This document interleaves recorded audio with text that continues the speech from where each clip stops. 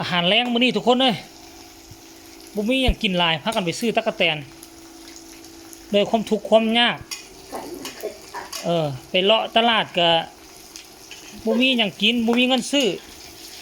อาหารก็ได้ก็เลยไปซื้อตั๊กแตนโล150,000มาบุมีเงินก็ได้พากันมาคว้ากินได้มาเนี่ยโอ้ทุกคนเลยนี่กำลังโล150,000ทุกคนปีกายนี่ตุกน้ำดื่มใหญ่หนึ่งอะไรมัน180,000มาปีนี้เขาไป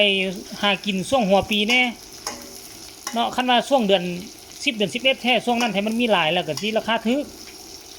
ว่าช่วงนี้มันเป็นช่วงเข้าหาก็เริ่มต้นขึ้นตั้งเขาก็เลยว่าแพงซะนะโล150,000ป๊าดโธ่เขาเอาบ่ฮอดโลดอกเขาบ่มีเงินเขาเอาน้อยเดียว3 ขีด 4 ขีดนี่แหละทุกคนอันก็ประกอบว่ะ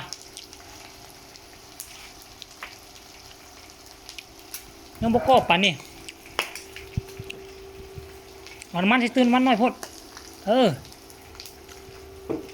น้ำมันน้อยหลายก็ประกอบด้วยทุกคนเนี่ยหัวสีไข่พักอันน่ะใบขี้หูดเนาะใบขี้หูดแล้วก็ตั๊กแตนนี่เขาเอาไปนึ่งก่อนเราจึงมาคั่วปกตินี่เขากะคั่วเลยก็ได้จืดเลยก็ได้แต่ว่าอันนี้เขาไปนึ่งก่อน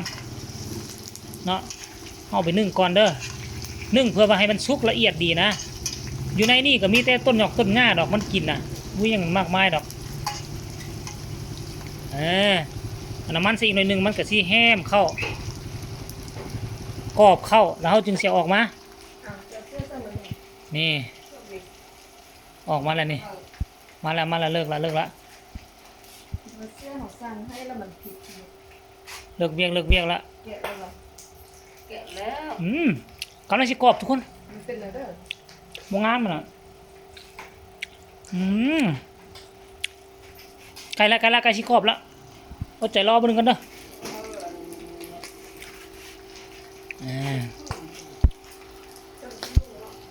แม่ทุกคนเวลาเขานึ่งแล้วมันสีเหลือ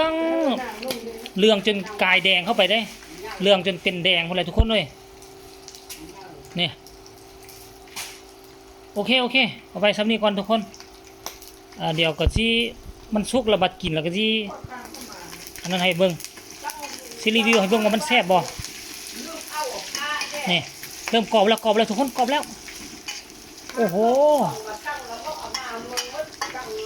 เอาน้ำมันใส่นี่กรอบไว้เว้ยใบขี้หูดใหญ่ขาดเด้อเอานี่วังห้อนเลยไม่เลยไปคุบเอาน้ำมันซะมั้ยล่ะมึงแม่ไม่เท่าคุบเอาน้ำมัน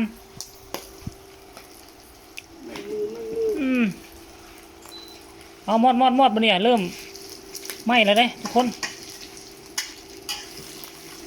นี่นะทุกคนเลยเอาไว้เท่านี้ก่อนเด้อยังประกอบประกอบเขาเอาป้าไปนึงถึกล้มมันหักกรอบดอกพอกันไหมในคลิปหน้าซีรีส์เบิ่งเด้อ